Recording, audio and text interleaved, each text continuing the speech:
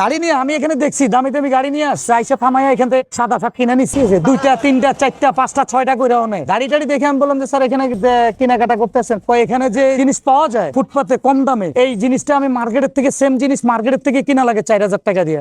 আমাদের এখানে এগুলি শার্ট হলে সম্পূর্ণ কোরিয়ান বাইরের শার্ট, ধরেন অনেক এগুলা 1500 2000 2500 3000 4000 টাকা দামের শার্ট, এগুলো সেকেন্ড হ্যান্ড হিসেবে আর কি আসে বাইরের থেকে, আমরা আইনা এগুলি ওয়াশ করাই আমরা বিক্রি করি। এখানে মনে করেন যে আমরা একদম রিজনালি প্রাইসে বেচি। তো তখন বাংলাদেশের থেকে একটা কাপড় কিনা একটা শার্ট সিলাইতে গেলে এখন 2500 2000 2500 3000 পড়ে যায়। আমাদের এখান থেকে একটা শার্ট কিনলে 500 সর্বোচ্চ 500 400 300 এর উপরে লাগে না, বা 600 এর উপরে লাগে না, কিন্তু অনেক টাকা পয়সা যায়। আর এগুলা কাপড়ও অনেক উন্নত মানের বাইরের কাপড়। এই ব্যাংকপাড়ার অফিসাররা বিশেষ করে আমাদের এখান থেকে কাপড় কিনে। আপনার এই যে শাপলা চত্বর একদম মতিঝিলের মুখে আমাদের এখানে মনে করেন যে ভালো ভালো অফিসাররাও শার্ট কিনে, কারণ একদম রিজনালি প্রাইসে পায়, তো এই কারণে আসে আমাদের এখানে। সামান্য ইউজ করে ছেড়ে দেয়, তখন এগুলা বাংলাদেশে আবার রিপিট আসে। এই যে একটা জিনিস দেখেন, এই শার্টটা হলো চেক শার্ট, অনেক দামি শার্ট। এই শার্টটার দাম সর্বনিম্ন বাংলা টাকা আছে 4000 টাকা, মানে বাইরে হিসাব করলে 4000 5000 টাকা দাম আছে। কিন্তু আমাদের এখান থেকে নিলে সর্বোচ্চ মনে করেন যে 500 বা 400 বা 600 এর উপরে না। কাপড় অনেক হাই, অনেক উন্নত মানের কাপড়, অনেক দামি কাপড়। এখান থেকে যারা কেনাকাটা করে এরা ঠকে না 100%, একদম